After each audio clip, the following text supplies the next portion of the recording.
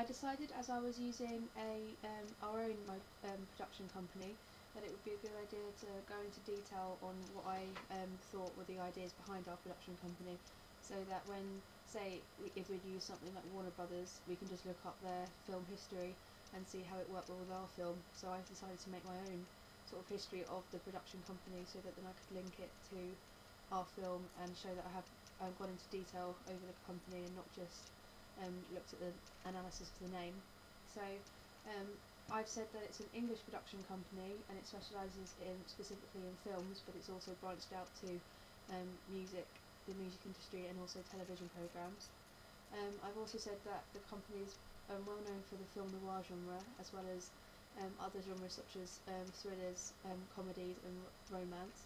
So it all again links with neo and film noirs, as they've all got these genres within them.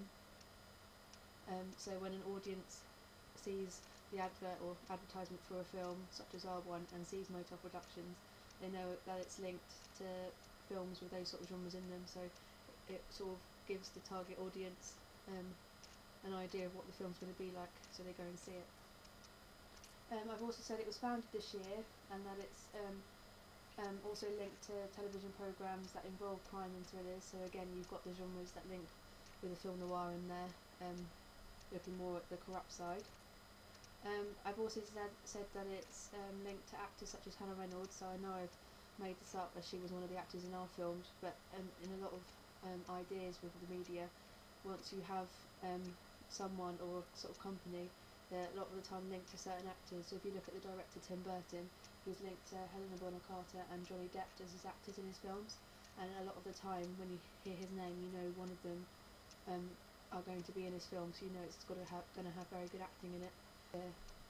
I decided to have Hannah added to our link to our company, so you know that you've got very good acting like she is in our film. I've also said with its link to the music, soundtracks that are in jazz sort of genre fit well with this production company and are known to go with them. So again, you've got the link with film noirs. There's a lot of the old-fashioned sort of films had this sort of jazz, relaxed music as it linked with the femme fatale to show her sort of seductive and relaxed manner that she had. So it all fits really well. As well as that, so as I have already done in my other videos, the analysis of actual motel, meaning deadly in French, links with old-fashioned film noirs again, as they started off in France, and also deadly links with the sort of plots that you get in film noirs, femme fatales being deadly and manipulating their male characters in the film. And also just the style, which I've also already spoken about, the fact that I made it into a typewriting font and just simple black and white. It's quite simplistic and easy to do, so it's quite different to a lot of production companies, as they normally have some sort of detail in them. So I decided to compare my production company to a few other company videos I found that were shown at the beginning of different films.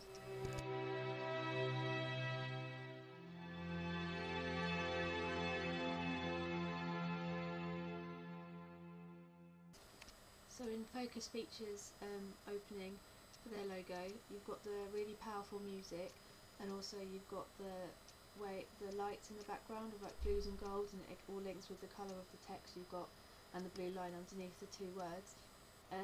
So all the colour scheme works well together. I also like the use of the powerful music, sort of makes it quite effective and it draws your attention to it, so you know the film's about to start. But with ours, I just like the way it's quite simple and the basic sound of a typewriter that you can hear in the background, so you know it's still the beginning of something, but it's very simple and basic, and it's just doesn't take away too much from the opening of the film.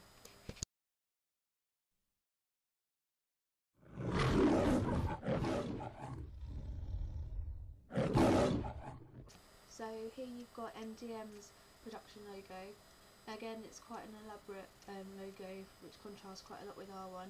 It's a real iconic production logo as well, so you've got the real loud roar of the lion, and you know when you see this sound in the beginning of a film, you know it's this production company, they're sort of known for it. So you've got the big imagery of the lion in the middle to show that the sort of power, and the lion sort of symbolises control and power that the production company has, and it's sort of quite intimidating for the audience, but again very iconic. Everything else is in gold. You've got the logo, and in fact the lion's in that sort of a logo sort of badge, a sort of memorabilia type look about it. It all just looks very powerful and strong to show the sort of film you're going to watch and the sort of logo it is and links to. It contrasts quite a lot with our one. Ours is quite delicate and simple, nothing as elaborate as that, so it's not as powerful, but it still has the same sort of effect, starting introducing the film.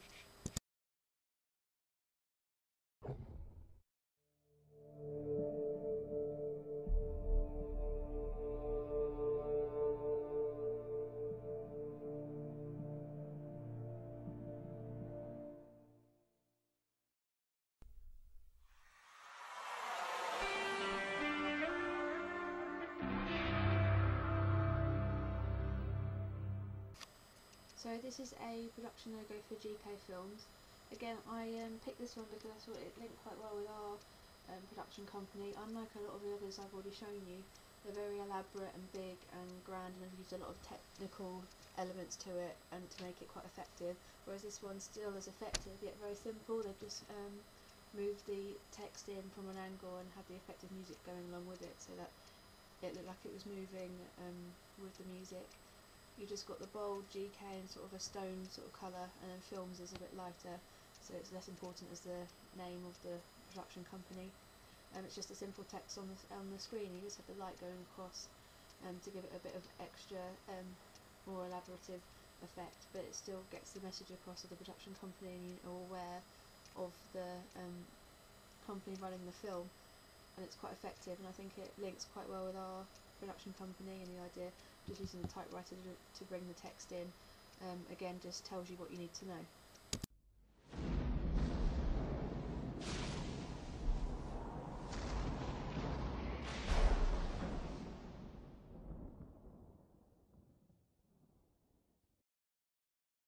So that was the logo animation for Jerry Bruckheimer Films.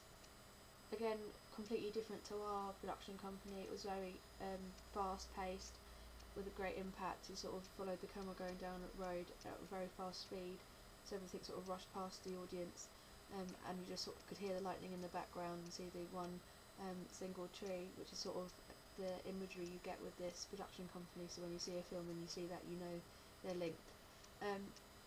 So again, unlike ours, it's very detailed and elaborate what the imagery you're seeing, and it sort of just is quite linked to their film company, and you know when you see that the name of the film company that's linked to it. Whereas with ours, just a simple typewriting sound I think would link in people's minds to our company name, as it's very different to anything else that I've actually found and is not used before because it's so simple.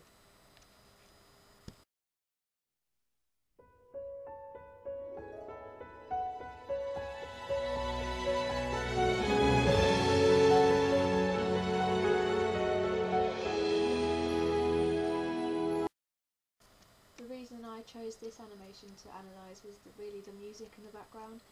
So you just had the real loud, quite romantic sound in the background, which just caught your attention. So if you're sitting in the cinema and you hear that music, you know the film's about to start. So music really does have an impact on the logo you have in your film. So in our opening, you've got the typewriting sound in the background, but as well as that, you've actually got the sound of Lola singing, which is sort of the introduction to the film. So people might link those two together, and it sort of works quite well, sort of synchronising the start of the film. It's quite smooth in its transitions between the logo imagery to the opening scene of Lola standing and singing. Again, it's quite animated, this logo. They've gone into quite a lot of detail with the lighthouse and the light following it round to the text. I quite like that way the imagery comes through with the light, so you follow the light round with your eyes. So they thought about where the audience would be looking. And again, it's quite positive colouring in the image you've got there as well, with the blues, which are all symbolism of sort of happy, positive things. Nothing's very negative. Whereas ours is very simple in black and white, just giving it that old-fashioned feel. You know, you're going back a bit when you watch the film.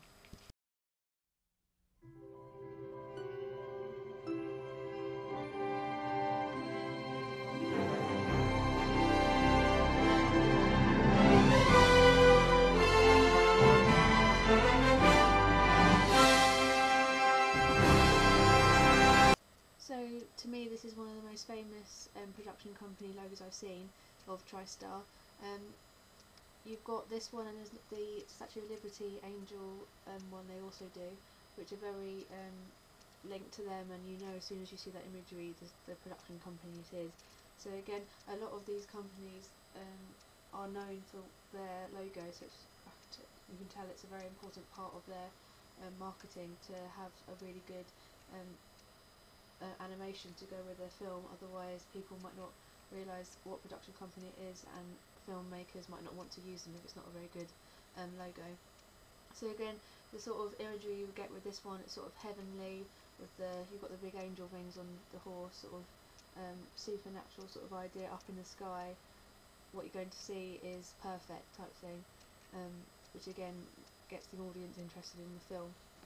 So again, our production company isn't as elaborate as this, as many of the others are, but I just like the way we're contrasting against these, making something new and different that audiences might not have seen before, and again this may draw their attention towards it rather than be bored by the same sort of big elaborate imagery they might have seen in other production company logos.